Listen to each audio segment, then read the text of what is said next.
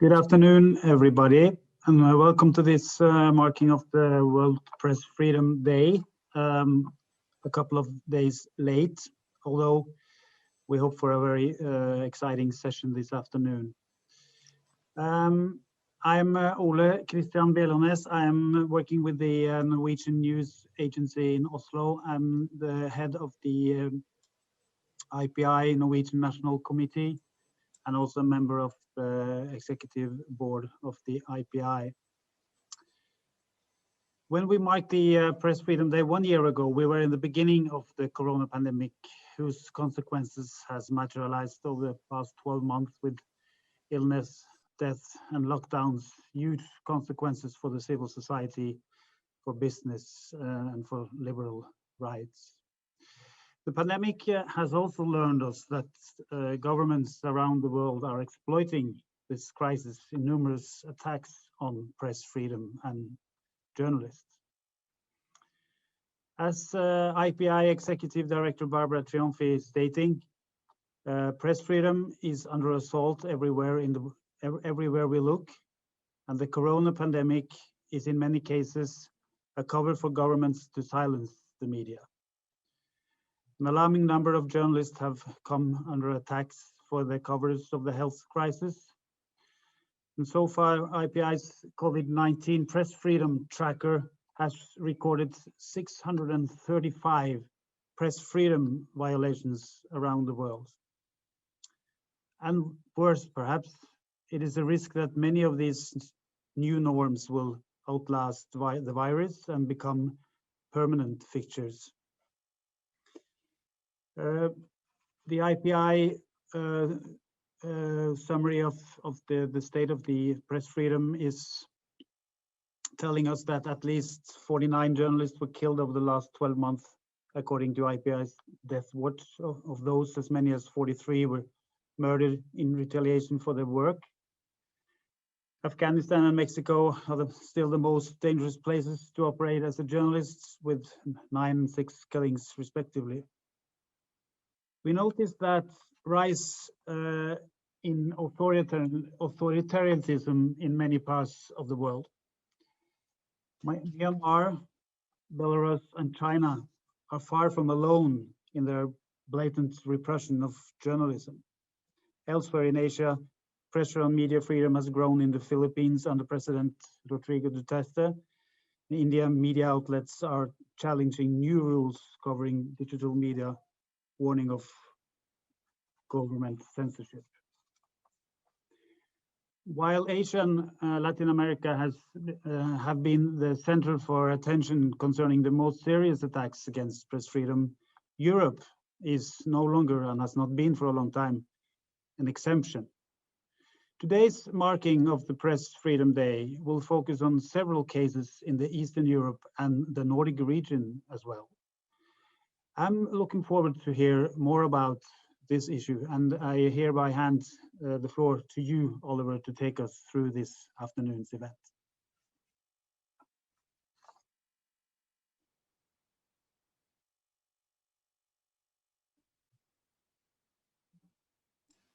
First mistake.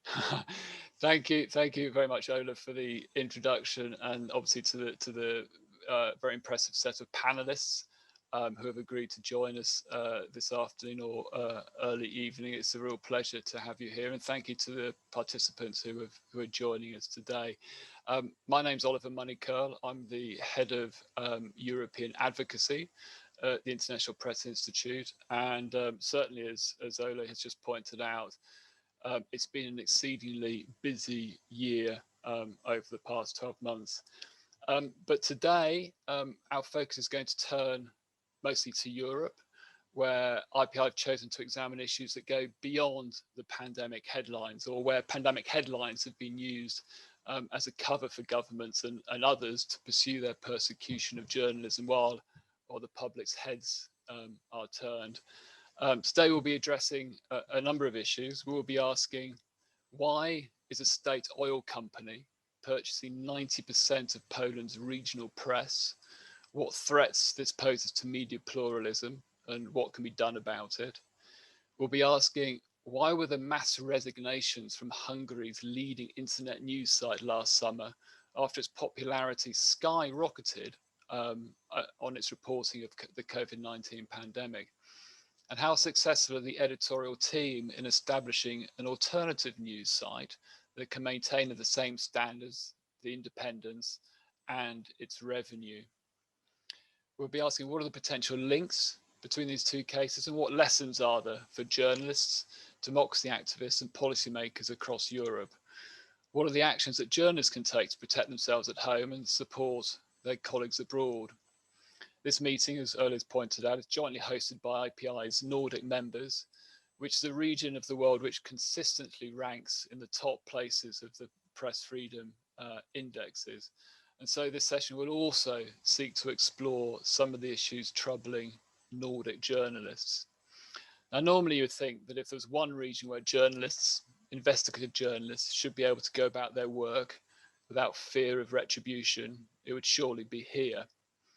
But the case of Sweden's investigative newspaper Realtid proves that despite the highest levels of freedoms nationally, no journalist, wherever they are based, appears to be beyond the long arm of the London law courts. Annelie Östlund, I'll go to you first. Thanks very much for joining us. Perhaps you could tell us, how is it that 3 Swedish journalists, yourself included, working for reputable Swedish media, and after reporting on the business activities of a Swedish businessman, may now be facing bankruptcy in a foreign law court? Thanks, Annelie. Okay, so hi everyone, and thank you for inviting me to this webinar. First, I have to say that I'm a little bit in a dilemma here. Our lawyers want us to speak as little as possible about this legal process that I am and my colleagues are involved with. It's at the same time, these questions about press freedom and SLAPP are bigger than we are. And especially when you're in the middle of such a process, these kinds of questions become acutely important to you personally. And to be clear, here I don't say that this legal process that we are in is SLAPP, strategic litigation against public participation, but we have more than 20 organizations who support us and classifies this as SLAPP. So I will try to tell you not too little and not too much.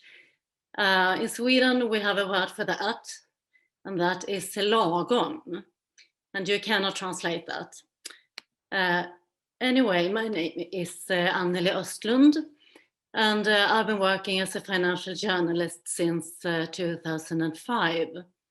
The last years I've been working as a freelance journalist, but since last summer I've been writing mainly for Realtid, which is a financial newspaper aiming at the financial industry, so it's quite specialized.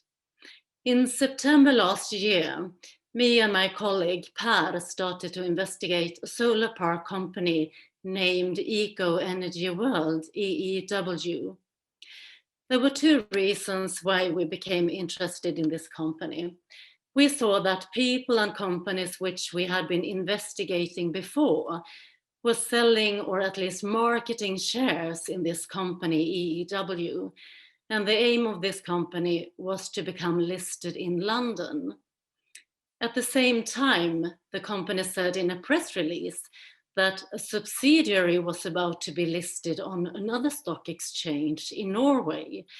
And this subsidiary was also about to make a share issue and borrow money amounting to approximately 600 million euros. And this was very, very strange. Companies do not go for 2 IPOs at the same time in 2 different countries. That doesn't happen. So at first we wrote an article saying that a handful of people were selling shares in different companies, amongst them EEW. We also reported that some of these sellers had connections to eco crimes investigations. So nothing happened after that first article. After that, we started to look at EEW and the founder, Svante Kamlin, much closer. And we mailed him 14 questions that showed that we had been digging quite a lot, looking at his companies in Cyprus, Australia, UK, and the Netherlands. And this was obviously not something he didn't want us to write about. So he let his lawyers in London contact us. And now they said that we had to remove all the references to EEW in the first article. They wrote that if we don't, their client might choose to issue proceedings against us without further notice. And those proceedings would be issued in England. And why? Because the article is accessible on the internet in the UK, plus the company, the holding company in the group is registered in England.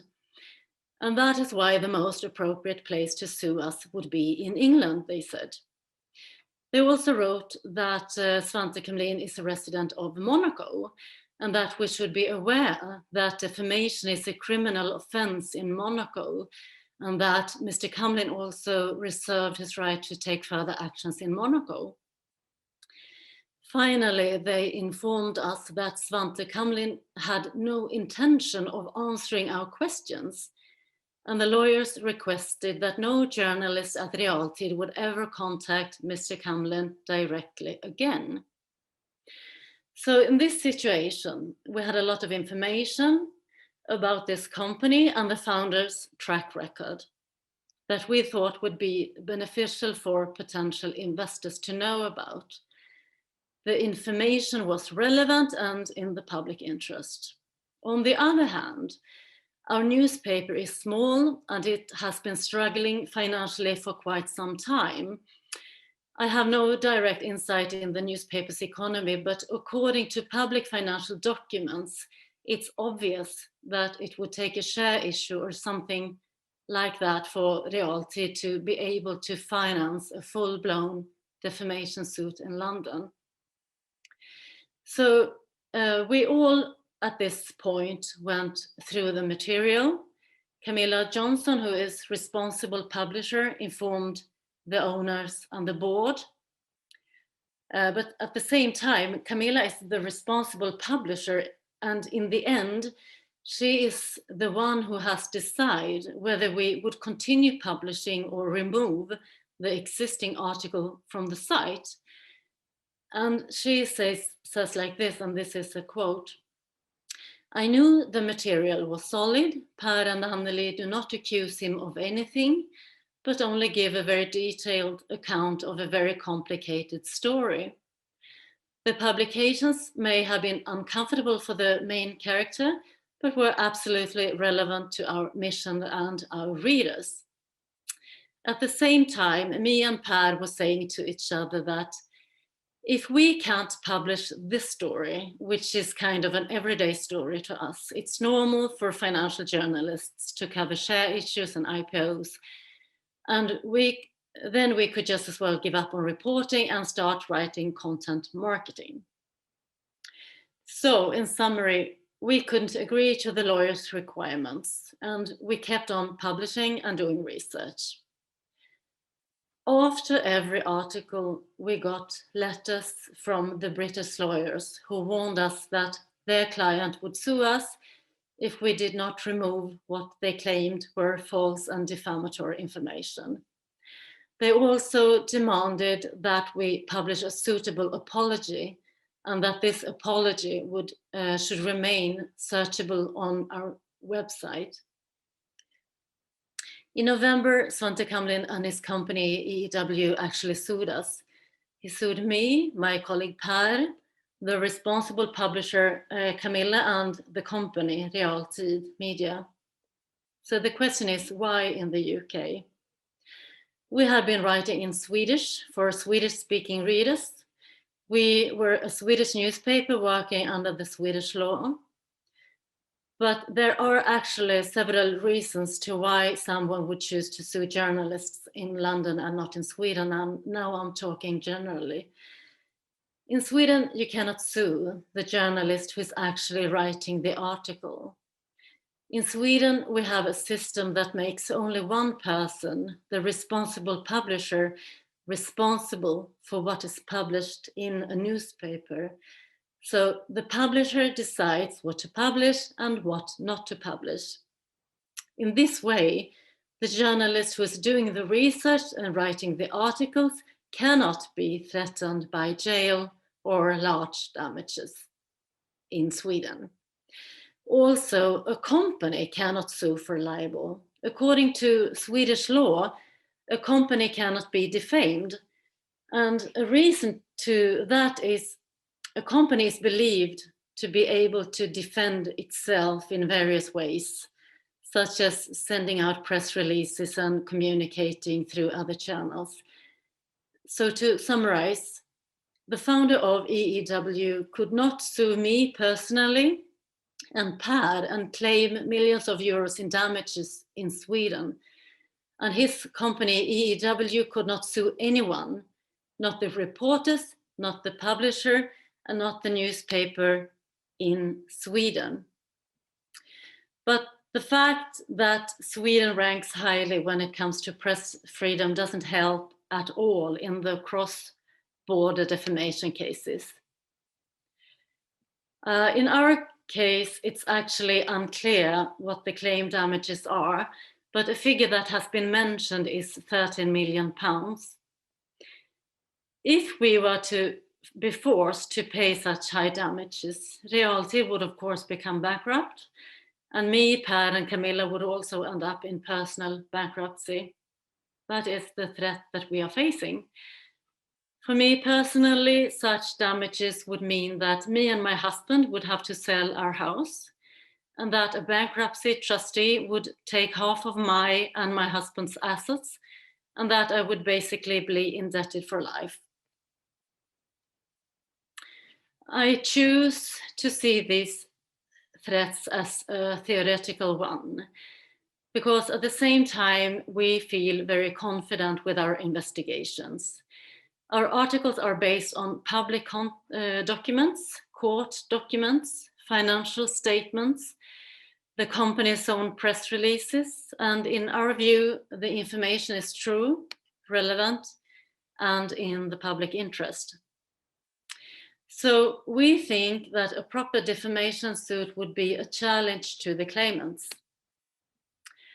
What has happened now is that we have chosen to challenge the jurisdiction of the English court. We think that this case should be tried in Sweden. There has been a hearing in London and a judgment can come any day. And why we think it should be tried in Sweden is because I think it's this thing that we can be sued in London or in any other European country. I find it so unreasonable, but because as a journalist in Sweden, I can keep track of the laws and regulations that apply in Sweden. But it's unreasonable that I have to take into account what applies in all the other European countries. I might follow the rules in Sweden, but at the same time break the law in another European country, although I'm actually located in Sweden, writing in Swedish. That is surreal and unreasonable. That's why I think it should be decided that a defamation suit must be launched in the country where the newspaper and the journalists are resided. And I will try to explain what the outcome of this hearing in London could be. We could win 20%, 50%, 75%, 80%. And then Svante Kumlin can go further with this 20% and choose to take this further to a full defamation case in English court. And then it would get really, really expensive. And we would have to win 100% for this case to be kicked out of British court. and then that judgment could be appealed. And finally, I was asked the question whether we continued publishing articles on EEW after this first legal action was taken, and we have continued doing research. Thank you very much. Thank you, Annelie. That's a very grim opening to this afternoon session, because it's an incredible. I mean, it's shocking the sort of level of personal threat to you, and I guess the courage that you need just to be able to, try to sort of psychologically characterize this as just a theoretical threat. And it may just be, it's not just a theoretical threat, because these are the London courts. It's a foreign jurisdiction, so you're not familiar with the legal consequences or the legal systems. You said at the beginning that you sort of questioned whether or not this could be characterized as a typical SLAP case. For those who don't know what SLAPs are, SLAPs is it's originally a United States term to characterize vexatious lawsuits, which are designed to stop public participation. So it's a strategic litigation against public participation, and it's used to target journalists or activists or environmentalists or academics, anybody really who wants to expose corruption and wrongdoing. And it seems to me that this case is an absolute classic SLAP case, because these are huge, massively excessive demands for damages. It takes place in a foreign jurisdiction, making it much harder for the defendant to negotiate the way through the sort of the legal norms and defend themselves.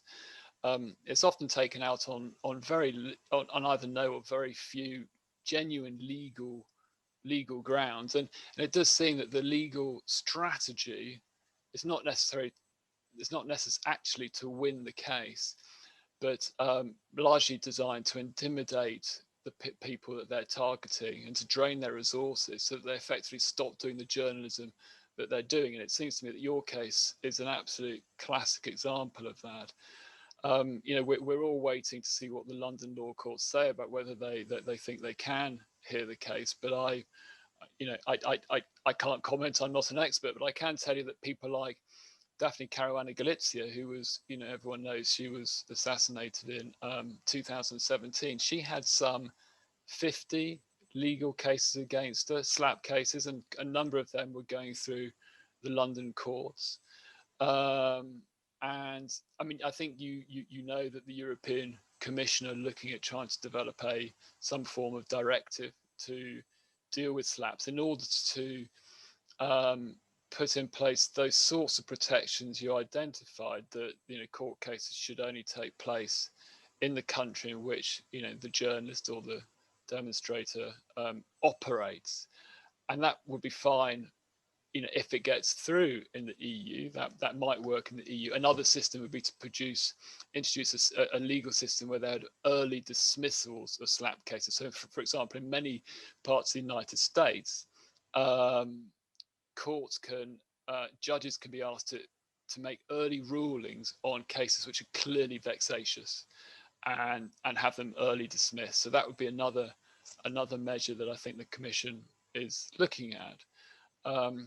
But of course, the UK isn't part of the European Union any longer, and I'm not sure if that would be able to protect EU journalists from the London law courts. I mean, we just don't know.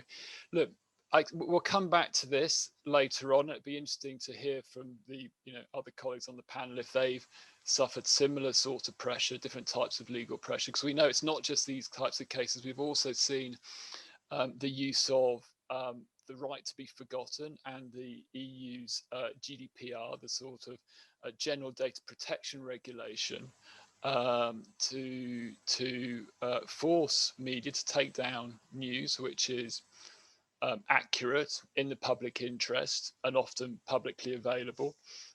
Last year, the Hungarian courts forced Forbes magazine, I think it was, to remove one of the entries on their annual Hungarian rich list on the grounds that it had breached that person's GDPR, despite the fact that the information they published was all publicly available, and nevertheless the courts used this to force Forbes to remove that information. So editors are faced with these legal demands, even if they're on the right side of the law, and they often do choose to not to engage in lengthy and expensive legal battles. Now in Poland, the Gazeta Wyborcza, which is again one of the leading country's leading newspapers, is also facing, I think, some 60 different legal cases, mostly going through Poland's courts, so it's not abroad, but nevertheless, and mostly taken up by, can I say, PIS, the current party in government, either members or supporters, so clearly sort of politically motivated. And so far the courts there have been proved relatively robust and independent in their judgments, but given the government's creeping control over the judicial system, I wonder if that's likely to last.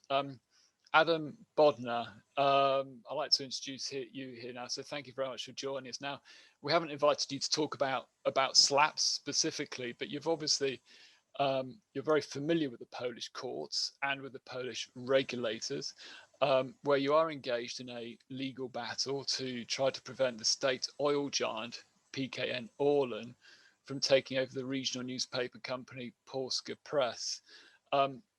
As a result of your efforts, it seems you may have lost your job as ombudsman for citizens' rights, because on April the 12th, I think it was, you won the first court ruling that suspended the takeover of Polska Press. And then 3 days later, the Constitutional Court, or the Constitutional Tribunal, I think it's called, announced your imminent departure, or 3 months notice. Now, I know this is a slightly complicated issue because your term of office expired last year, and so they're still searching for replacement. So it's, but it does seem like that the timing of this announcement seems to be much more than just a coincidence.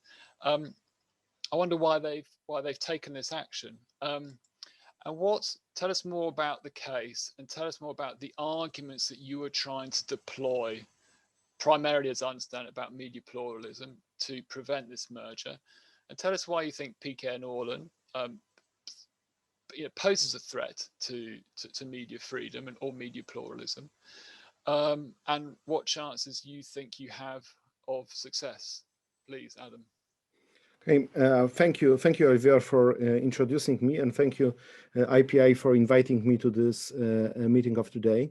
Maybe before getting to Orlen, I would like just to inform you that just today in the morning and afternoon and early afternoon, we had a session of the first session of the group of experts of the European Commission on SLAP.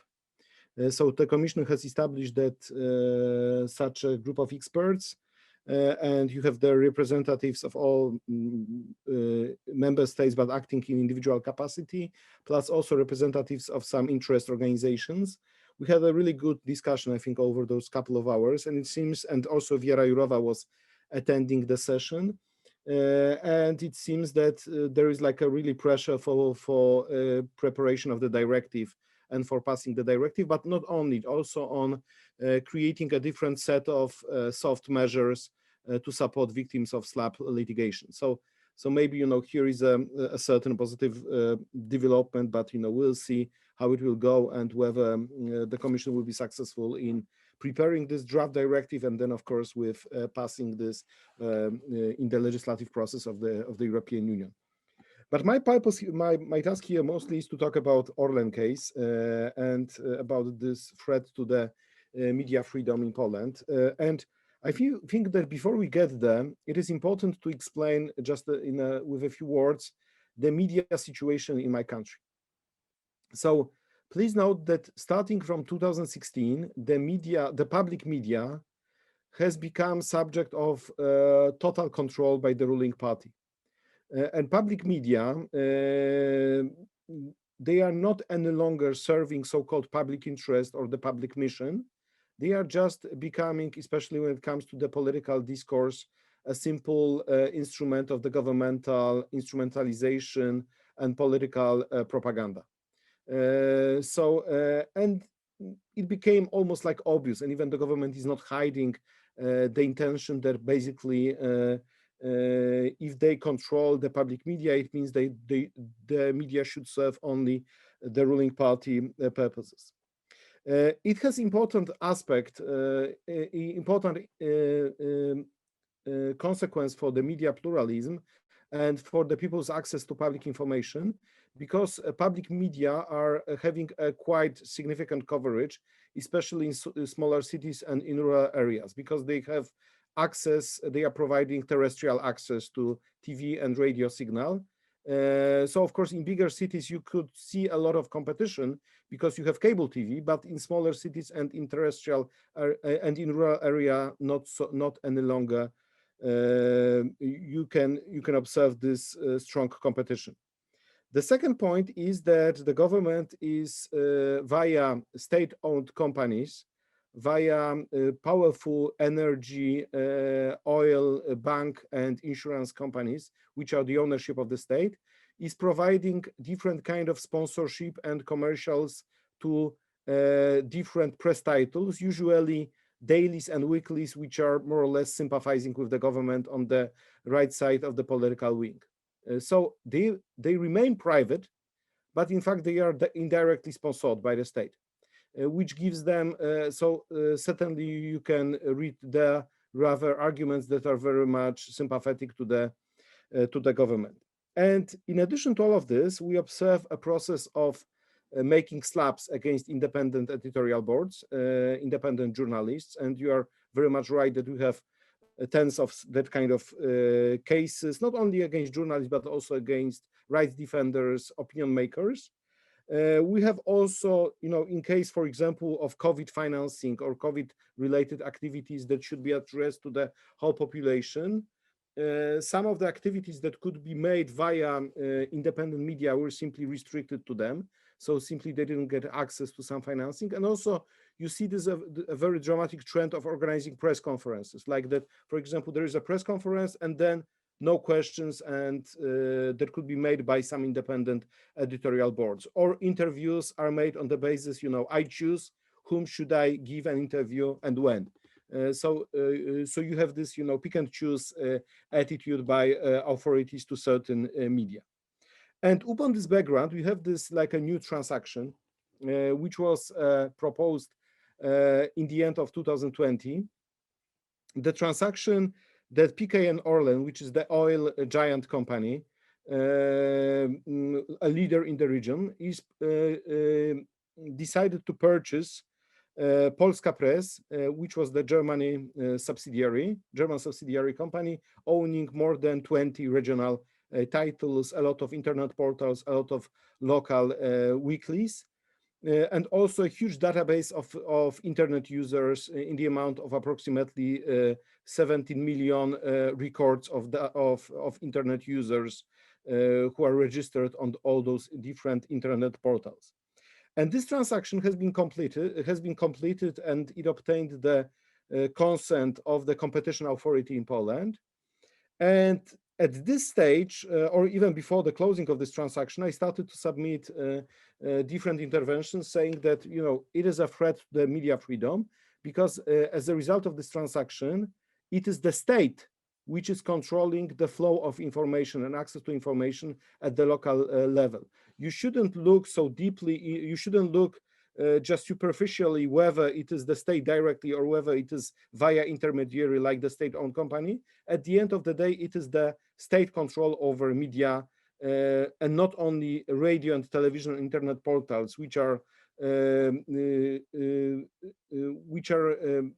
already in the possession of the state, but also local titles that are produced by Polska Press, and that will become the ownership of PKN Orlen. And interestingly, at the level of proceedings before the competition authority, I was refused to get access to documents. So that was quite unprecedented, that basically ombudsman is restricted in getting access to formal documents that have been collected for the purposes of this transaction. But still, I received, and this decision has been made public, the decision on agreeing to concentration. So the decision that PKN Orlen may purchase Polska Press. And using my general powers as the ombudsman, I have decided to challenge this decision in front of the regional court in Warsaw. And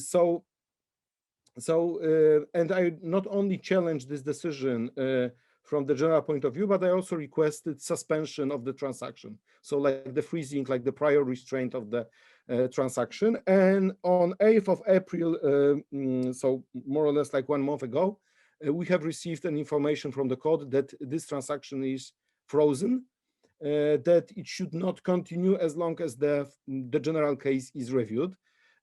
And so that is the legal situation right now, that the transaction is frozen and it shouldn't be continued as long as we have the final decision of the regional court in Warsaw on this. But what happened is that it seems that PKN Orlen seems not to worry about this freezing decision of the court, because just last week, last Friday, 3 editors-in-chief have been fired and have been exchanged by PKN Orlen.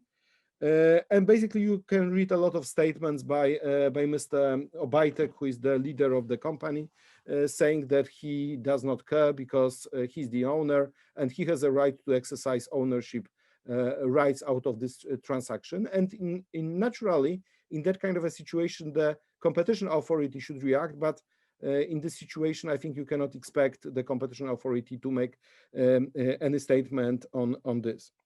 So right now we are waiting for the final decision of the court. I hope that maybe as long as I'm still in the office, and I will be still until 15th of July, as a result of this judgment of the Constitutional Court, it will be possible to get a judgment of the regional court in Warsaw. At least, you know, I'm submitting all different documents in this in the context of this proceedings. But I think it is important to note why this transaction is important for Orlen. So first of all, it is not business transaction. Okay, so Orlen is claiming, you know, it is our right to make any new business transaction, and you know, you shouldn't overinterpret what is happening. But if you look into the exchange of those editors in chief, it's pretty clear situation now that it is about controlling the content in all those press titles.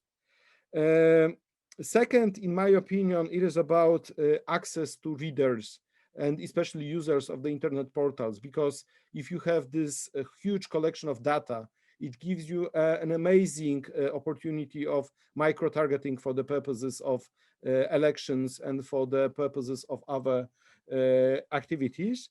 And next point is, especially I think at the local level, it is important to have a more impact on changing the narrative on the ruling party. So if you make a constant orchestrated effort by the local radio, television, and the local newspaper, and all of them are controlled by the state, you can really you are in much more better position to promote your candidates in elections, especially, you know, election to the Senate of the Polish Republic. Please note that the Senate of the Polish Republic is controlled by the opposition right now. It is 51 to 49, and so change in the composition of the Senate is giving a huge it could be very much a political objective. But in general, it is very much a similar road as in Hungary.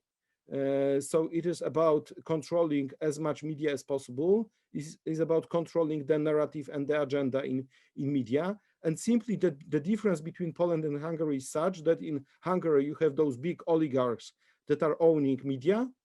In Poland, you have some billionaires or millionaires, but they are not so, I would say, significant from the political point of view. But you have state-owned companies that are becoming a little bit like South Korean chaebols. And not chaebols as of today, because South Korea has transformed itself significantly, but those chaebols from 80s, when those chaebols were basically controlling almost everything that was happening in a country and were exercising a significant impact on the public situation and public discourse in South Korea of 80s.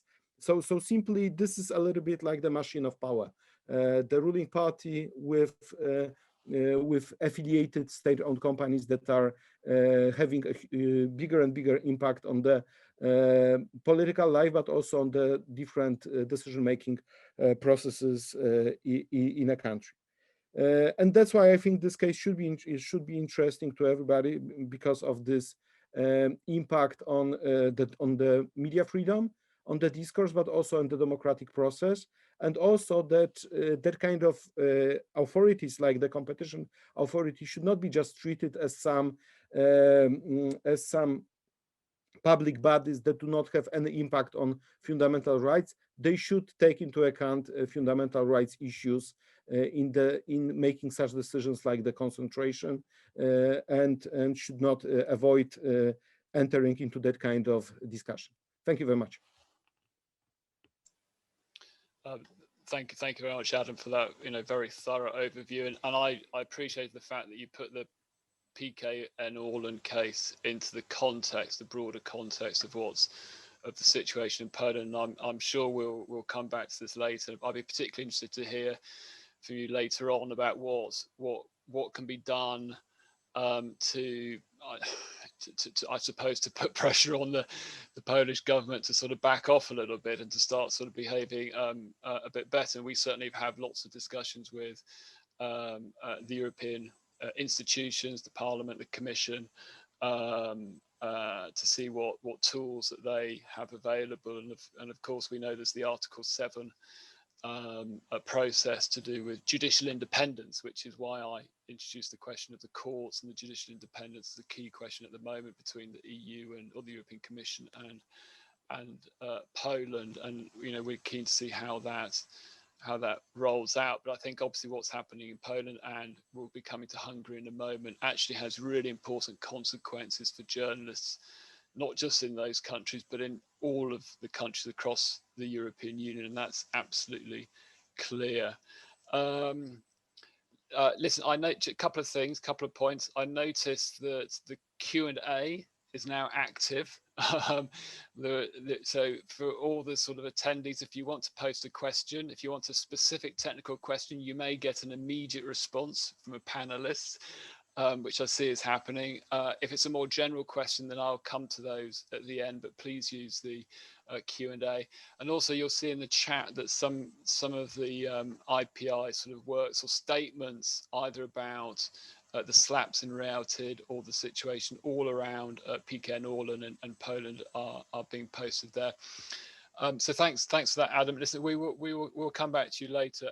We will turn to Hungary now, but before I introduce Martin Kapati, we're going to play you a very short film, a 2-minute film, which is a short version of a short film. But this is a film that's been put together jointly by Telex Hungary and the Helsingin Sanomat as part of the World Press Freedom Day campaign that they launched a couple of days ago to provide support to Telex. So we'll do that as a film, and then we will move straight to Martin. So hopefully we can play.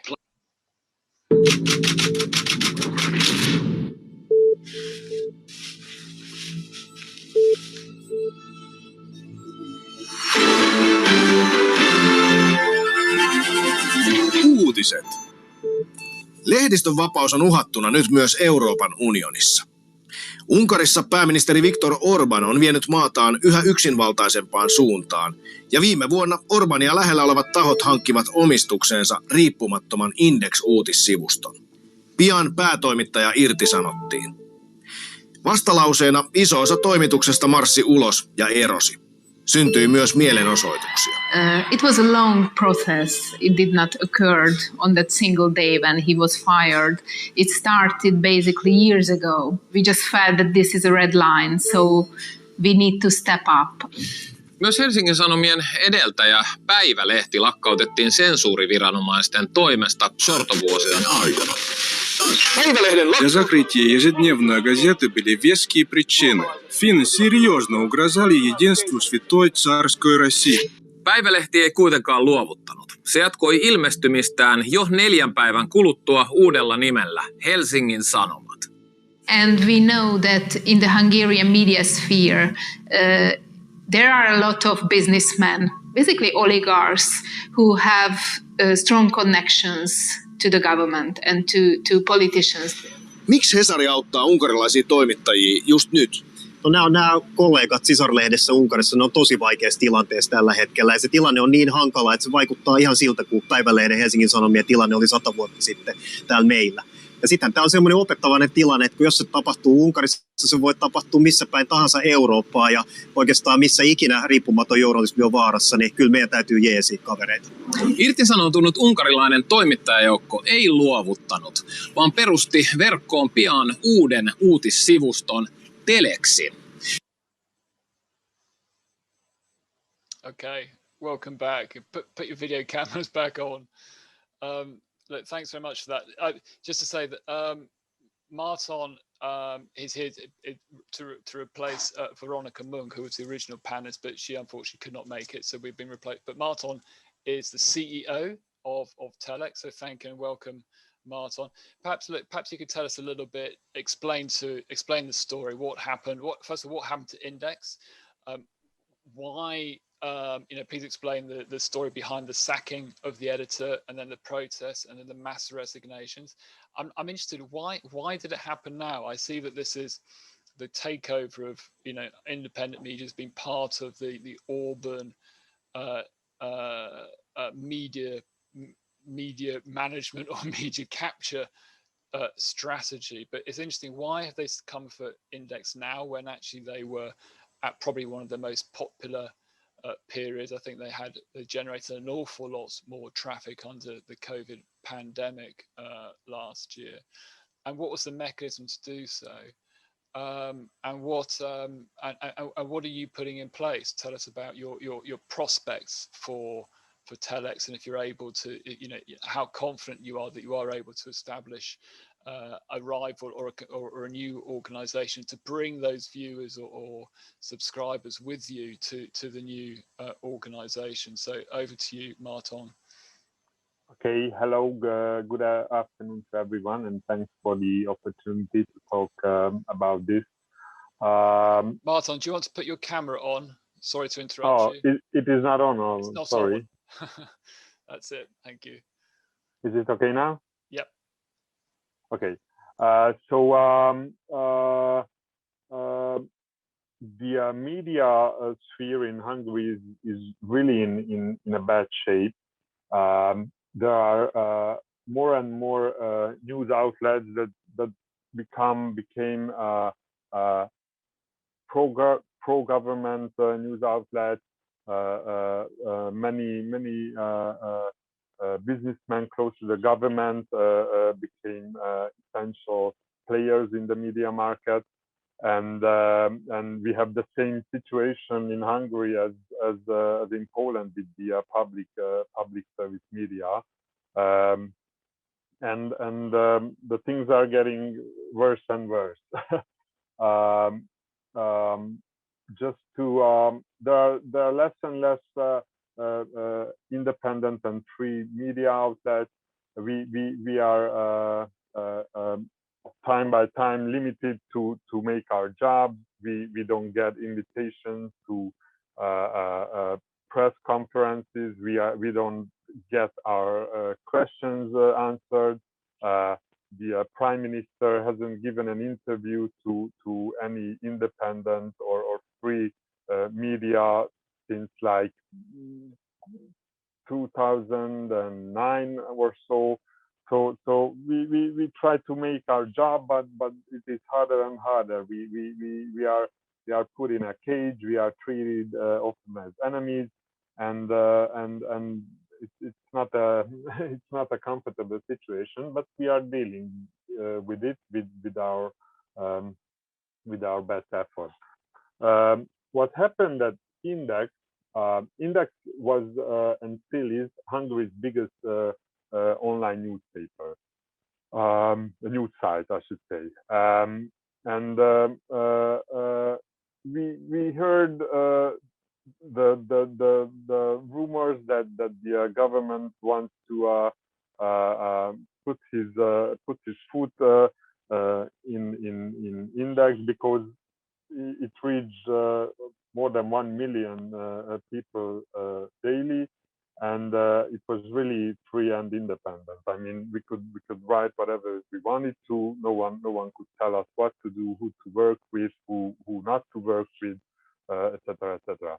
But last summer, a shady businessman who had different participations in pro-government media outlets before became a board member at Index, and that was a bad sign.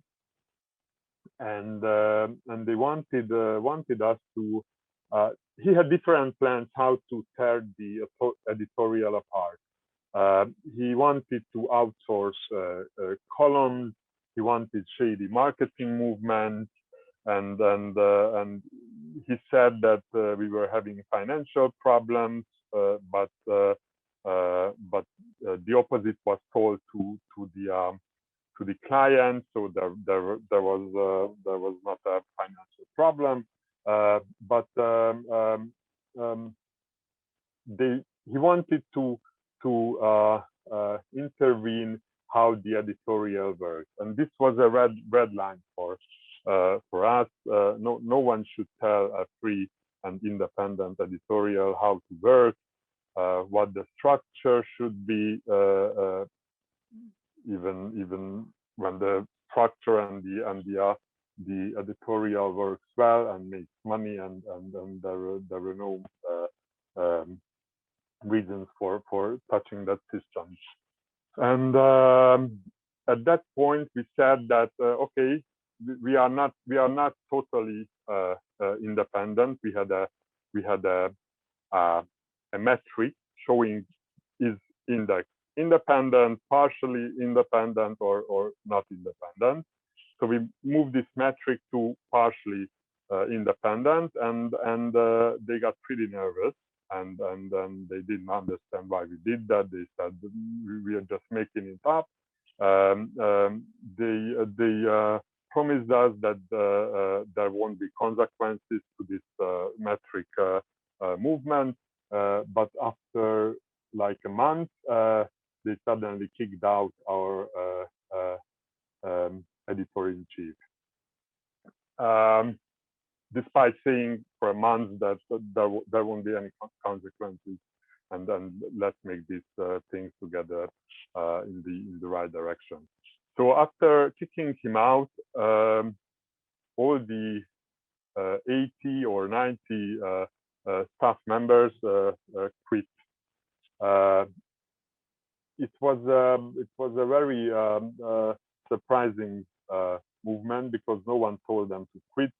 No one who quit knew how their future, how their career will continue. They just jumped out of the window, because they said, okay, if someone can kick out our editor-in-chief without reason, and they can just put pressure on the editorial how to work, then it's not a good way or a good sign to live with. So we all quit, and after 1 month of that, we started our own news site called Telex, with more than 70 people now, all coming from our previous workplace Index, and we are doing what we are best at. We are free, we are independent, we are not pro-government, we are not pro-opposition. We just make our job. We write articles. We run a very good and very quick newsroom, and we build this thing together from the beginning. Now Telex is the third most read online site in Hungary, and we are getting bigger. We are getting stronger. We are running up the hill, and it is a fantastic feeling that we are finally on our own. And this could not have happened without the readers. When we quit Index, we told no. When we started Telex, before that we said, okay, we want to do another site. We want to do an independent and free and own based site. And if anyone feels that the country or the publicity is in need of that, then please donate us some money. And more than 44,000 people donated us money. So we could really start. We could start big. We could be in safety for a time, and we can work and we can build and we can function as a normal site anywhere in the world should. So this is our story, but as I mentioned, there are still big problems with the press freedom and in Hungary, and we are fighting against that. So we do our best to show how the government works, how it should have worked, and we do our job. Okay, well, thank you very much for that, Martin. I must say the example shown by you and your colleagues last August, I don't think I can't remember ever seeing another case of a mass resignation when you know, an editor's been removed or a media's been taken over. Often you see media being taken over, and then there's a sort of slow burn of gradual change of policy, and gradually people just sort of find it becomes impossible for them to stomach. And of course they have livelihoods, they have responsibilities, they have you know, they have to earn. So to do that massive resignation was quite a feat, and it certainly deserves all the support and the success and that we can give it, which brings me, I think, now to Kaius Niemi, who's editor-in-chief of the Helsingin Sanomat. I mean, my first question to you would be, you know, explain to us what the motivation was behind this campaign, why you've got involved, what you hope to achieve from it, and what that sort of long-term solidarity between journalists across countries, the importance of that. And I think then after that, we'd be really interested to hear more about, you know, what preoccupies Finnish journalists in one of the sort of, you know, the freest countries. I think you're number 2 this year. Finland might be number 2 in the World Press Freedom Index. What preoccupies the concerns of Finnish journalists most today from your point of view? So thanks very much, Kaius. Thanks, Oliver, and good afternoon for everyone. I found the Telex example just fascinating, and I'm a great admirer of the whole team, because I think the Telex journalists are doing exactly the same thing that needs to be done when the journalism is at threat and independence, you know, and is under threat. So I think, you know, we have a fascinating example in Hungary, and clearly also a inspirational example for every one of us. And I think it does resonate in the Finnish context, as mentioned also on that video, that in 1904 Helsingin Sanomat used to be called Päivälehti, and since Finland was at the time autonomous region within the imperial Russia, at the time there were measures that are very sort of like similar to what Hong Kong today is experiencing, or Kashmir, for instance, is experienced, that suddenly the legal base of the autonomous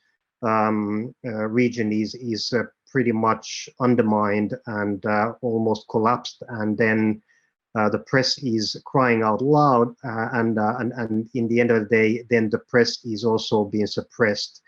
And because of that, the predecessor of Helsingin Sanomat was actually like shut down altogether 11 times within 5 years, and the final one was forever. The edict was forever, and so then the guys like you in Telex at the time, then they just built a new newspaper with another name. Of course, it was the same newspaper, but it just changed name in order to bypass those edicts. And within four days there was a new newspaper. So it was a kind of a rebirth.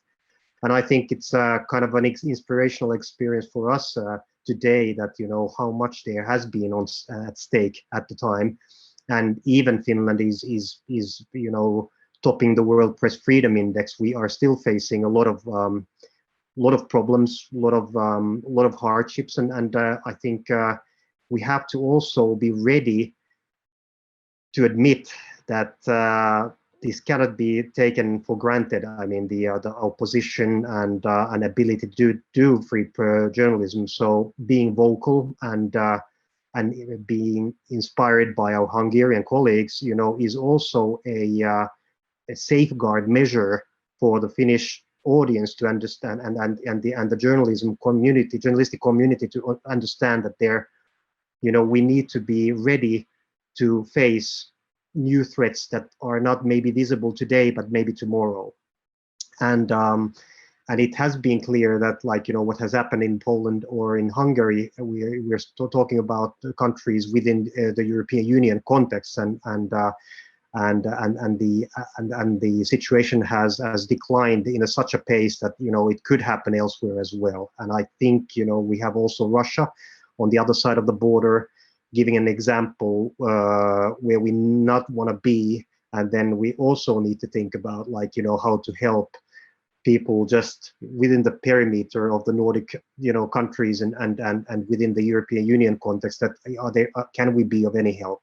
And the answer is not, to a certain extent, yes, and we can be loud, but of course, I think our solidarity is very small and very thin. So we are not really the heroes here. Our journalist friends in Hungary, you guys are the heroes now, and we are hoping that all this could just add a little bit of resilience, because you are not going to be in an easy ground for the time being. But then if you list the basics, and the challenges, so to say, what's in Finland. So I think in the Finnish context, we are really seeing an increase in the social media related harassment against both the journalists and the interviewees. So I think this is really a increasing problem, and I would say that even though Finland is high on the index, I think we are not facing any physical threats. We are seldomly attacked in any other means than in the social media type of ground. But on the other hand, I think and this is a question: are we really at the same level than many of our colleagues in the countries that are not topping the press freedom index? And I think this is a question that we have to ask ourselves, day by day, when we see that, for instance, the intensity of work of an editor-in-chief, for instance, trying to sort of handle and manage, these problems that these, social media attacks and the harassments are causing within the context of the editorial room are actually they are increasing. And if I'm thinking of everyday life today, I have had two different discussions. Serious discussions about the issues that is this leading to somewhere? Because we have had these kind of experiences that the harassment is not any media critic Rather, it's a full-fledgedly and very specifically targeted against our journalists. And even though we would like to be brave, we are individuals, we are human beings, and it really does create a kind of a problem of self-censorship. And I think the really worrisome effect of self-censorship is not the vocal part of it. It's rather what's happening inside your mind when you're making decisions and journalistic decisions. And if that happens, purposely or unpurposely, then still we are, heading to a question that, how serious this is actually. But this has increased partially because of the COVID situation. People are, I mean, everyone, I think, in any country whatsoever are having hard time now. I mean, the way of discussing on different topics, within the social media context is really rather nasty. And then we are also having municipal elections, in the early summer, so that politicizes the climate. So that also creates kind of an atmosphere and so forth. Many reasons. Okay, that's one thing. Then I think the other thing, in a small country like Finland, 5.5 million inhabitants, I think there is a really big question of sustainability of media entities. And I think we have to ask ourselves, are the business models and ability to finance the journalism really on a safe ground? And I think we have to sort of think it through that are we losing capacity and amount of journalism being made, because of these hardships that the digitalization is actually creating. That's one thing. Then we have politically motivated defamation cases that are that the judicial system is being used, against journalists. We have one case now going into high court. We're expecting a kind of a positive ruling, but the lower court cases haven't been. I mean, and so that's one thing which pretty much is something that are the judicial system being used by populists in order to make journalists' life harder. We have issues on free access to public documents. We have to sort of challenge, the authorities very often, in order to get, those documents that we think that should be on legal basis provide for public. These kind of things. And then Helsingin Sanomat is also facing quite tough situation. We have 5 of our reporters actually in a legal limbo because the and now the prosecutor general will actually decided whether there will be an indictment or not. So we're actually in the middle of period of consideration of charges. I can a little bit of do some background on that quickly if you want to, Oliver. It's up to you. Okay, thanks very much for that, Kais. I mean, look, we've got about 20 minutes left. Let's just have a quick look at some of the questions that have come through, and I think it would be interesting to come back to the state secrets yes. Case if there's time. But I'm conscious that I want to open this up now for the few minutes we've got left. So we've got a number of questions that were fielded by Annelie, some technical questions about the Realtid case. As a general question, I'd sort of probably quite like to put out to everybody what experiences they felt as editors they've had with similar legal actions that designed to intimidate, and how you've had to measure your responses about that. But there's some technical questions there in the chat. There's a question here from Carmen Gutierrez Sanchez, who's asking, this kind of cross-border support and solidarity of Helsingin Sanomat for Telex is an important initiative. what other ways are there for established media in EU member states to support newly established independent media in places like Hungary and Poland, where media pluralism needs to be protected? I'm not quite sure who is best placed to answer that question, but I will just build on that, because we had another question which we received in advance from the Media Development Investment Fund, which is I think related to this, which the Media Development Investment Fund has been financing independent media for 25 years. This includes purchasing equity in media in danger of capture in countries such as Poland, Hungary, and Serbia. Does the panel agree that there is an urgent need for mission-aligned capital to buy protective stakes in independent media companies to protect them from capture, or to purchase shares in already captured media and so decapture them? Now, this is quite a technical question, but I think this is clearly one for, I think, either Martin or Adam. But I think if you could also answer that one specifically, but also the sort of more general question about other initiatives for supporting media in trouble or in threat of capture in other countries. So yeah, perhaps Martin would like to go. Yeah. Okay. So that's a good idea. I mean, there are lots of news outlets in Hungary for sure, and I'm sure that in Poland too, who are in need in some investment or some capital, what provides freedom and stability in the working.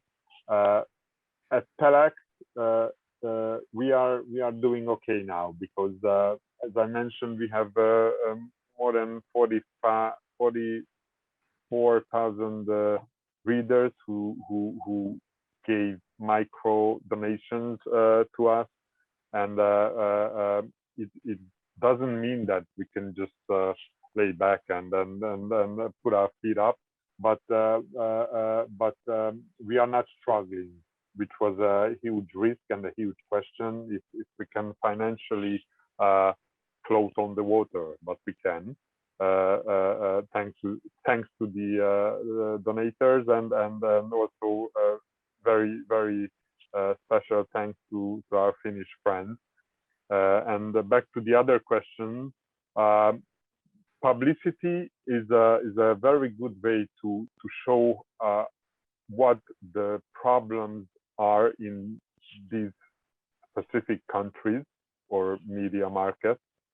I mean, this is the help and the publicity what we are getting from our Finnish friends is emotionally helping us a lot, but even financially. I mean, lots of Finnish readers sent us money after the report you have just shown.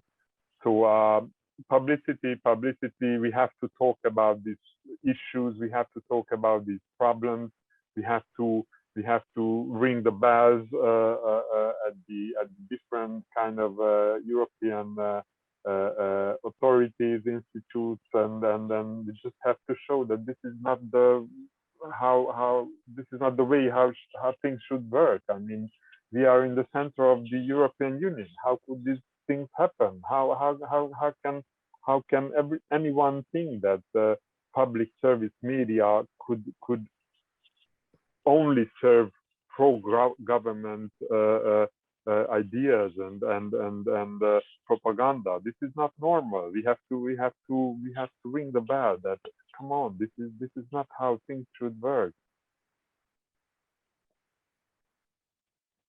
Sorry. Thank you, Martin. And Adam, did you want to comment on that as well? Yes, I wanted. First of all, I'm amazed by this cooperation between Finnish newspaper and Telex. I think it's a wonderful story. I'm really amazed. I didn't hear about it before, and I would wish to find similar examples in my country, but it seems there are none. Although I must say that there was one important issue I remember that 2-3 years ago, Okopres, which is a little bit like Telex, it seems to me. So they are like independent media outlet providing independent information.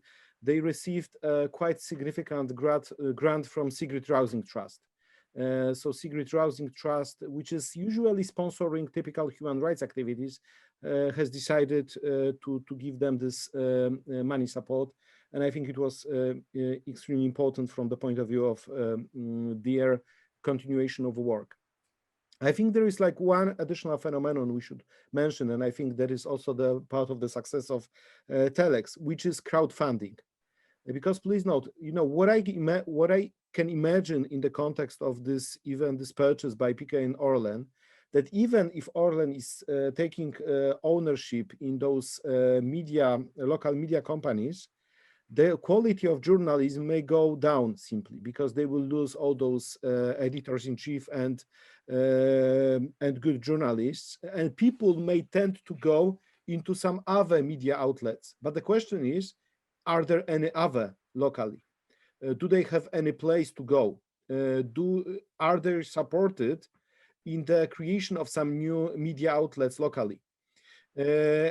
Because, you know, we know some good situations and some good examples from my country that some journalists have been fired or have left public radio, and they have established 2 prominent radio stations that are totally sponsored out of crowdfunding, and they are just, you know, just going up and up in rankings. But the question is whether you can do the same. Whether you can repeat the same story locally without any investment or without any external support.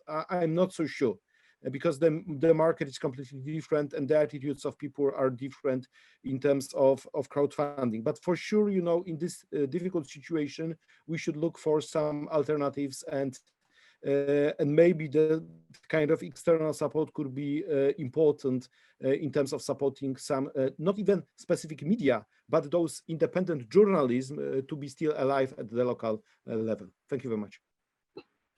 I mean, thanks very much for that, Adam. I mean, look, I think one thing we know is that crises breed innovation, and one of the things that, you know, the privilege I have in the job at IPI is I get to meet journalists who have worked in the most extraordinary, horrendous conditions, and and that's also where you get the most inspiration from about their past. You know, just that Caius mentioned earlier about the sort of financial struggles that media are facing in general, and in a way, our efforts to find new sources of income has forced media to reconnect with their audience in a way that they probably didn't think was possible, you know, a decade ago. And yes, it's a much smaller scale, but it's much more innovative, and it's potentially, you know, there is potential there. If the media is going to be rescued, it has to take some sort of direction along those lines. One of the things that IPI is doing, and I will abuse the microphone to plug IPI slightly, is one of our global project is about connecting newsrooms, whether in Turkey, whether in the Philippines, whether in you know, the different parts of India or Africa, where these sorts of things have been tackled and tried out, and innovation is taking place, and connect to them. I know that, you know, colleagues here today have been hosting sessions as well about sharing practice and experience, and that sort of thing. That example of you know, solidarity, if you like, but exchange of information. There's so much that can be learned from our colleagues all around the world. That's something that we really want to press. Now, there's a question that's come up here about access to information. I think this builds on the comments that Adam Bodnar made about, or it was Martin, I forget which, but certainly it was the case for both, about how governments have used the COVID pandemic to sort of reduce access to information, to control, to media manage press conferences. This is something that we've seen in many countries across Europe, and it's certainly not exclusive to Hungary and Poland. But the question here is being asked, attacks on specific media and journalists are also common. I believe that it's similar in Hungary as well. do those media that this is the question, do those media that have exclusive access to the press conference cooperate with those that do not? Is there such a thing as journalistic solidarity among journalists from your countries in these situations? And she's also, this is somebody from Jan Zabka, and she's also wondering if this is also happening in other European countries such as Finland, Finland or Sweden. So who would like to take that question first? I think the question of journalistic solidarity in Hungary or Poland, and then the sort of broader question for other countries. Martin, your hand's up. Yeah, that's an important question.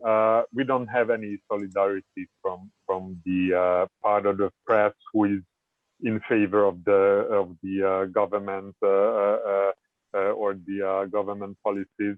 So they just sometimes the power, the government uses them as like mobs. I mean, just a personal story. One day I just went down to take out the dog in the morning, and when I stepped out of the garden gate, there was one of the pro-government TV stations with a rolling camera asking questions from me, which is okay. But I said, hey, come on, I'm just taking my dog and come back later. And anyway, I answered them one day earlier, and they had these same questions, and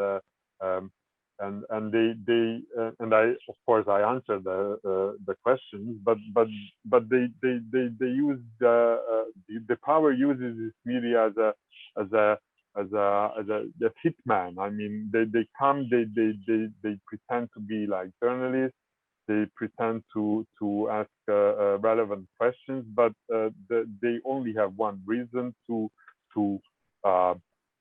make propaganda. And despite my answers to this TV crew, they didn't use most of my answers. They only used what was in favor for them. I mean, so there's no solidarity. And the funny thing is that we get more solidarity from international news sites like our Finnish friends. I mean, we just really thankful, and it's a good feeling that outside of Hungary there are people, there are organizations, there are news outlets who look and listen to what we do, and then they support us in every possible way, and that's a good feeling.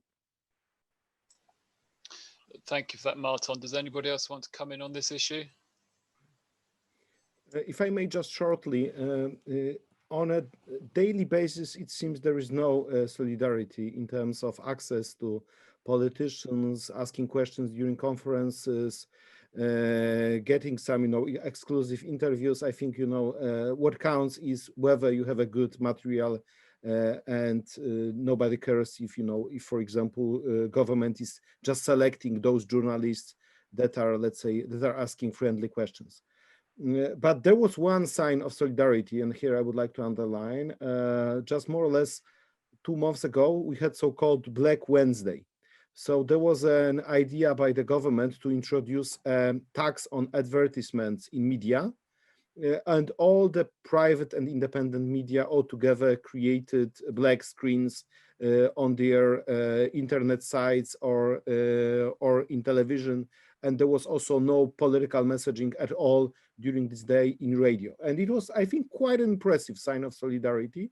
Although during the day, they started to quarrel with each other at what time, they should stop this solidarity, because I think they didn't feel that it is so powerful. But at least the government didn't come back realistically to this idea of the tax for commercials, and I think that was a good sign that that kind of a protest may mean something. Thank you.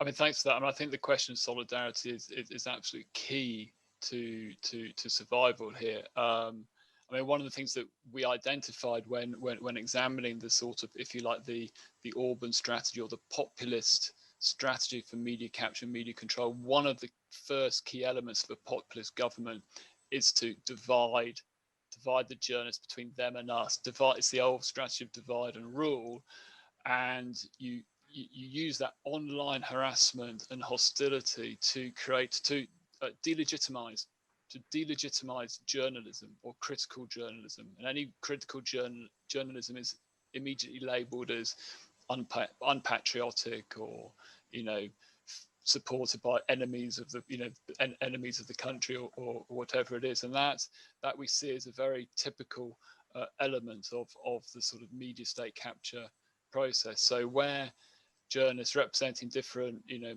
political ideologies or communities or whatever it may be, if they can stand together on the basic principles, then that they can be in a much better position.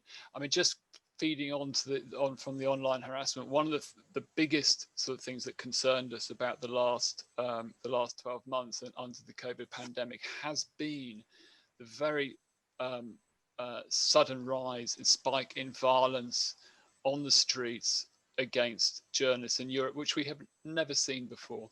And it seems that a line has been crossed, the line between we've seen the growth of the toxicity of the internet over the last 10 years, often driven by, you know, extremist politicians, that's legitimized the hostility to journalists. And that line has been crossed we see it now on the streets. Now, some of that you can put down to the public frustration, Kai's mentioned this, around lockdowns and economic troubles that ordinary members of the public have, and that's really understandable. So there is a question there as we look ahead.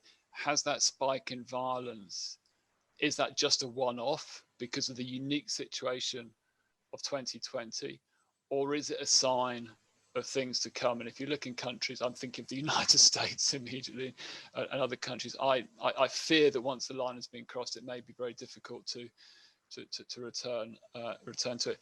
We've got 2 minutes. We've got one more question in here, and it says from Isabella Kerkowski, can a European Press Council bring the solution on respecting media freedom, media plurality, as described in the Council of Europe resolution of 1636? I'll add to that. I mean, there's a question there about the role of the Council of Europe, or the idea of a European Press Council. There is also talk about, the European Commission started to talk about developing work on a Media Freedom Act. Now, during this afternoon's panel, a couple of people talked about the role of the EU and it should have done more to contain what happened in Hungary. It failed.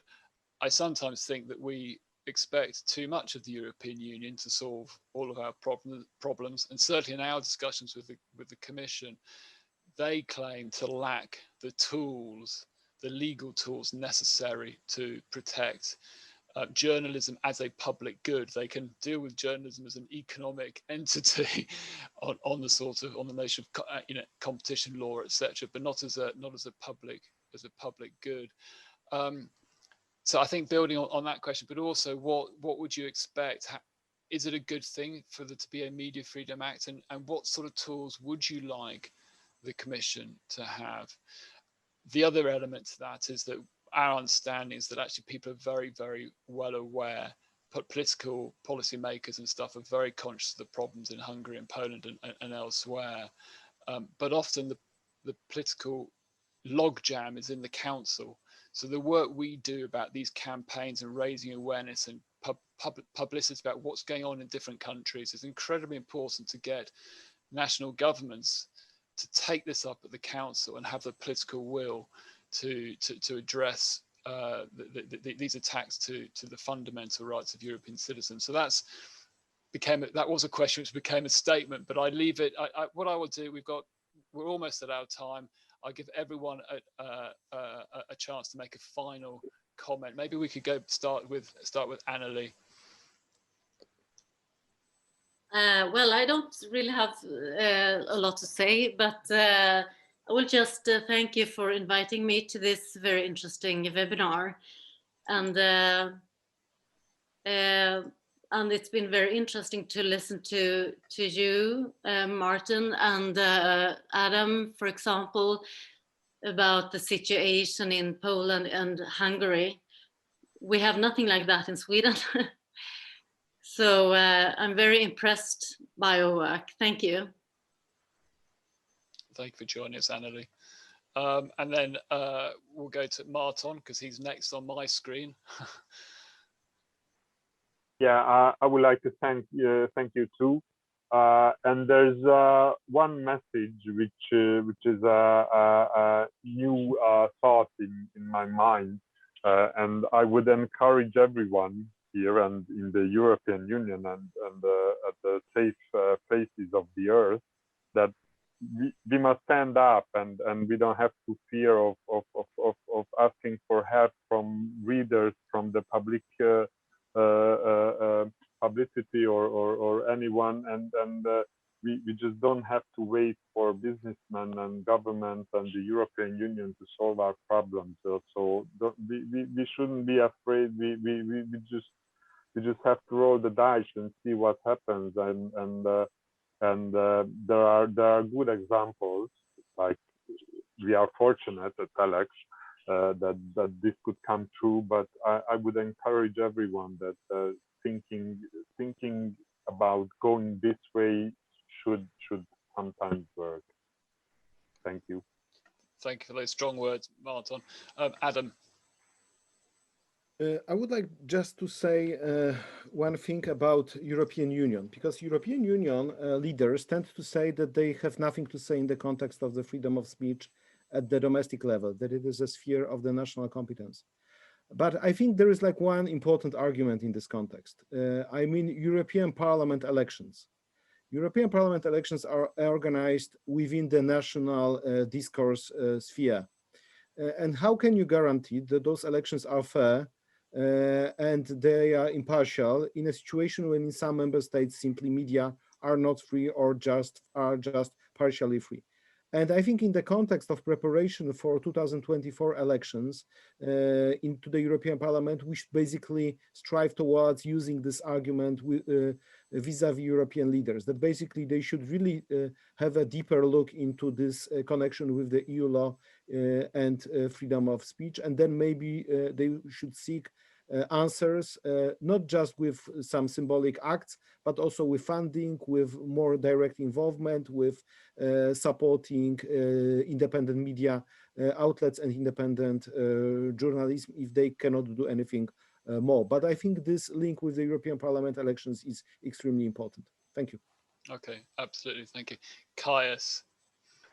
I just want to sort of like refer to Annelie that, you know, when things go weird, you know, then the position in the RSF index does not count, and it doesn't really matter anymore. And I just want to tell you very quickly that, you know, there is a problem that, for instance, my newspaper is facing. While we actually 3 years ago we began to publish a series of stories on intelligence agencies, because the government started a project to enhance the Finnish intelligence capabilities, and forming the Finnish intelligence services as one sort of like intelligence agency. And these changes required change of the constitution, so it was a big thing. So we aim to create a clearer picture for the public to understand what's the Finnish intelligence community is all about. And the next day, after publishing the story, the Finnish police searched our reporter's home and seized her computer after she tried to destroy the hard drive to protect sources linked to the security story. And now 3 years of police investigation. And now the police has stopped the investigation part. It's so we're in the middle of the period of consideration of charges, and so now we have 5 Helsingin Sanomat journalists that are suspected in the case, and the minimum sentence for every one of those is 4 months in prison. So, you know, just, you know, to finalize the story, it can happen else like everywhere. So this is a legal limbo where we are right now, and it's going to be interesting to see how it evolves. Of course, we are trusting on on the judiciary system in Finland, and so we respect, you know, whatever the ruling would be, but it can happen everywhere. Okay, well, thank you for those sobering words, Caius. Ole, would you like to make some sort of final closure of the meeting? Yes, I will just thank all the panelists for very, very interesting contribution to this marking of the IPIs, of the Press Freedom Day made by the IPI. I would only say thank you and good luck to all of you with your struggles.